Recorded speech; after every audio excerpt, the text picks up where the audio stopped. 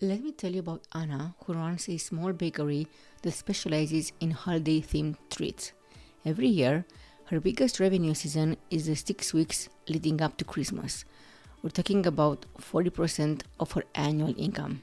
For 3 years, she'd worked with the same packaging supplier for her signature holiday gift boxes. They seemed reliable enough, always delivered on time, decent prices. Anna never thought to dig deeper into their operation. Then, in November, on her 4th year, just as orders were pouring in for Thanksgiving and Christmas, she got a call. Her packaging supplier informed her that they were filing for bankruptcy and couldn't fulfill her order.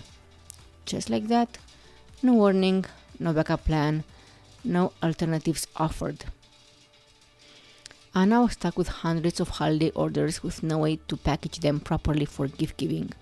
She scrambled to find alternatives and ended up paying 5 times the usual cost for rush orders from multiple suppliers, and still had to disappoint customers with delayed deliveries and mismatched packaging.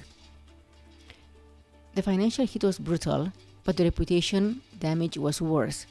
Customers who had been loyal for years started to question whether they could count on her business. Some moved to competitors.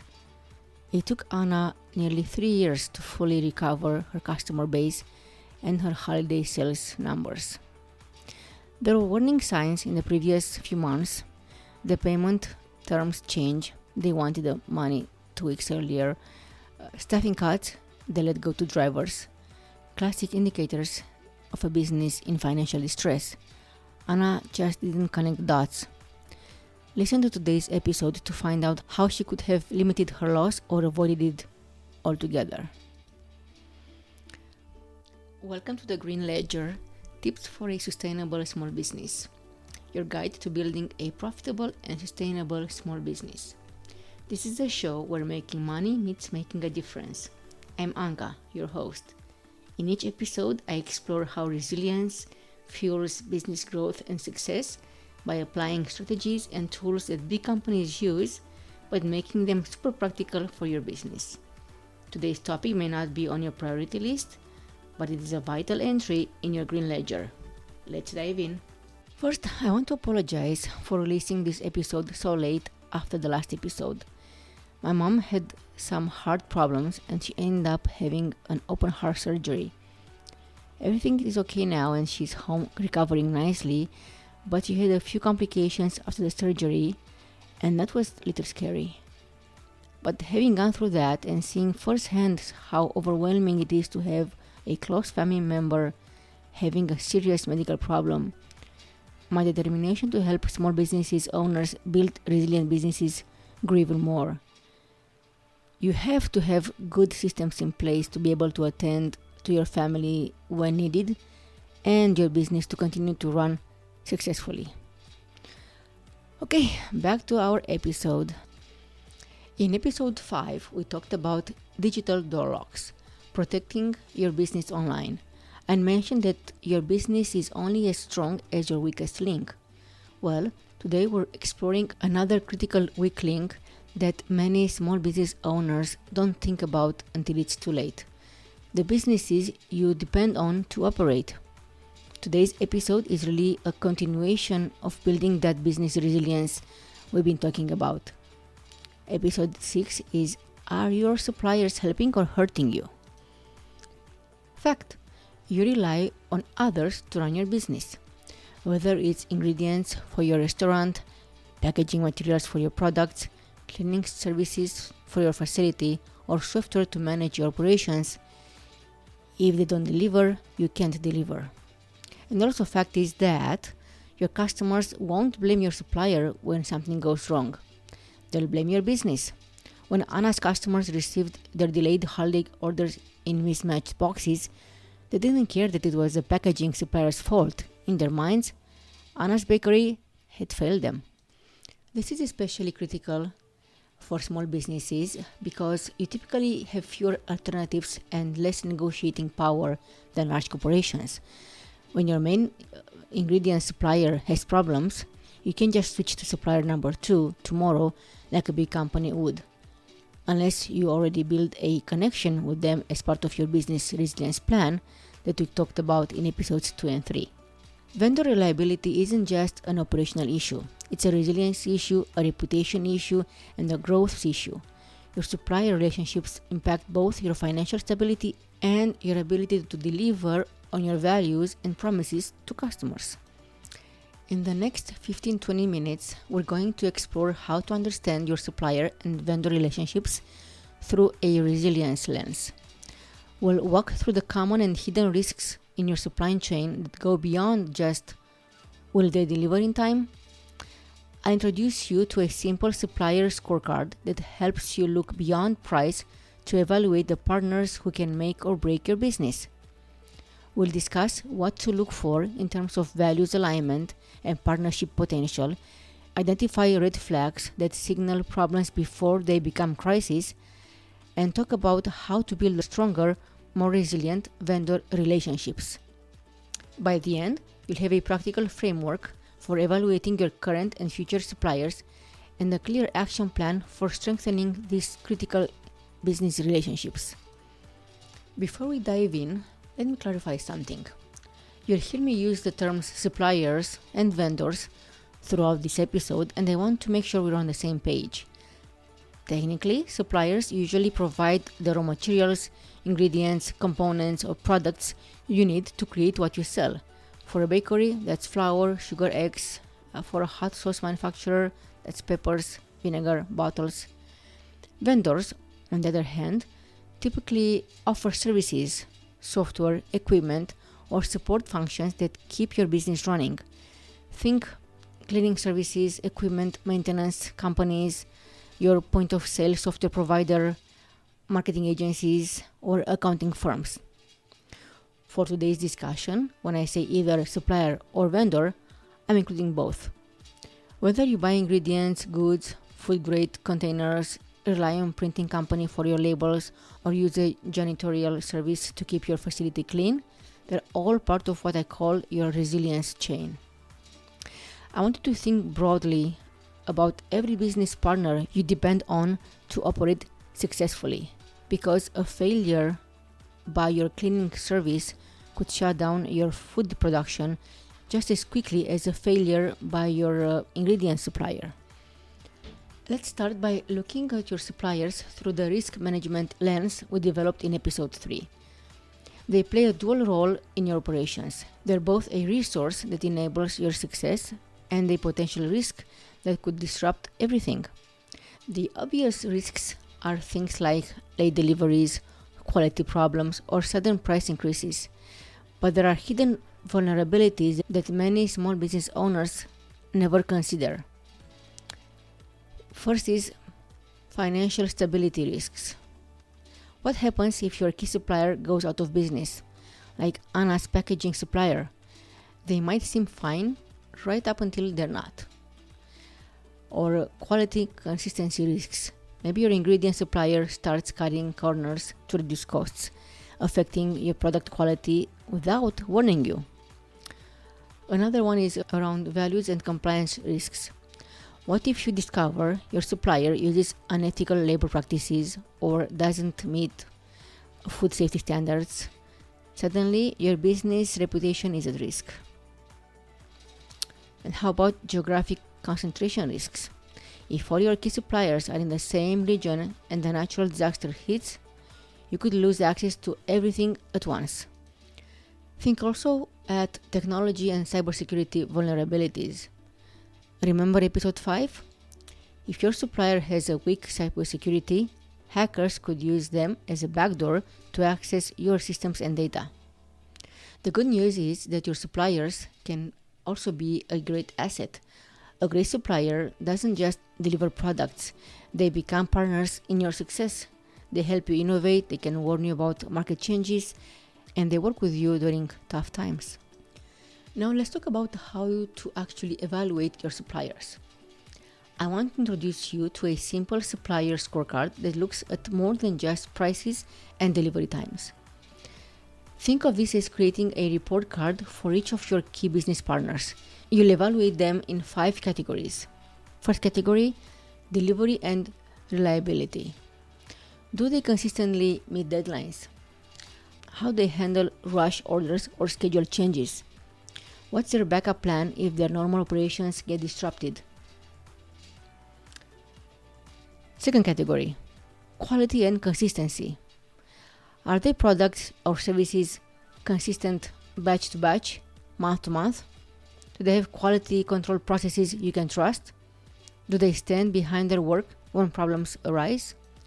Third category is values and standards alignment. Do they operate in a way that supports your business values?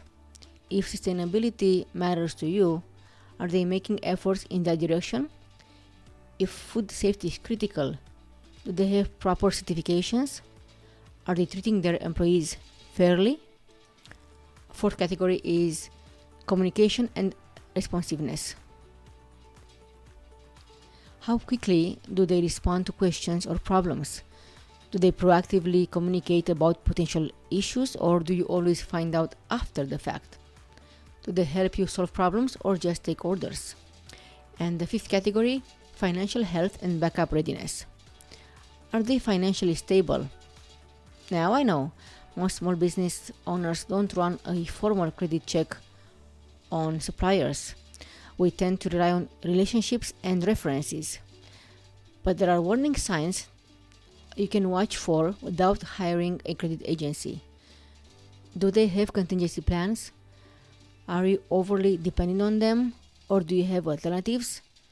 Do they seem to have other stable customers? Have they mentioned cash flow issues or asked for payment term changes? For each category, give your supplier a score from 1 to 10, and then add them up and divide by 5 for an overall score. Anyone scoring below 7 overall should be on your watch list for improvement or replacement. Let me share some early warning signs that signal supplier relationships problems before they become crises. Communication breakdown patterns. They stop responding quickly to emails or calls. They start giving vague answers about delivery dates or quality issues. You find yourself having to follow up multiple times to get basic information. Or around quality inconsistencies. You notice more defects, variations in taste or appearance, or packaging problems. They start making excuses for quality issues instead of fixing them. Or around payment or financial stress signals. They ask for payment terms changes, like cash up front instead of their usual 30-day terms. They mention cash flow problems or start offering unusual discounts to get quick payments. If you only have one vendor, that's your single point of failure. So your warning sign around over dependence is you realize that you're getting 80% or more of a critical input from one supplier. If they have problems, you're stuck. Watch for these patterns. One incident might be normal business hiccups. Multiple red flags, that's a signal to start looking for alternatives. Your goal shouldn't be just to evaluate and potentially replace suppliers. Your goal is to build stronger partnerships with the ones who are aligned with your goals. Start by communicating your expectations early. Don't assume they know what matters to you. If on-time delivery is critical, tell them. If sustainability is important, explain why and ask about their practices. Ask resilience questions. What's your backup plan if your facility has problems? Who are your key suppliers and what happens if they can't deliver? How do you handle quality control? Consider collaboration opportunities. Maybe you can help them understand your seasonal patterns so they can plan better. Maybe you can work together on sustainability initiatives or quality improvements. And don't forget, this is a two-way relationship. Be a good customer, pay on time, communicate your needs clearly, and treat them as partners in your success rather than just suppliers you order from. The best supplier relationships feel like partnerships. You're both invested in each other's success. You don't have to do everything at once. A phased approach over 90 days can help you get a solid handle on your supplier. So in the next 30 days, you can make a list of your top 3 to 5 critical suppliers and use the scorecard to evaluate each one across the 5 categories: reliability, quality, communication, values alignment, and backup readiness. If you're not sure how to rate them, schedule a 15-minute check-in call or send them a short questionnaire. In the next 60 days, you can start conversations with your mid to high risk suppliers. Ask open-ended questions like, what are they doing to stay resilient? Do they have backup suppliers? What changes are they seeing in your industry? Begin researching alternate suppliers for the most vulnerable areas, even if it's just identifying a plan B. And document the gaps or vulnerabilities you identified. In the next 90 days, you should review and revise contracts and agreements. Make sure the expectations are clear and fair. And set a recurring quarterly or biannual reminder to reevaluate your suppliers using the same scorecard method. Taking this step by step gives you a clear picture of where you stand and what needs attention without overwhelming your team. Managing supplier relationships is critical to your business resilience. Let's recap what we covered today. We started by recognizing that suppliers are more than just transactions. They're partners in your success and potential risks to your stability. We explored hidden vulnerabilities beyond just price and delivery times.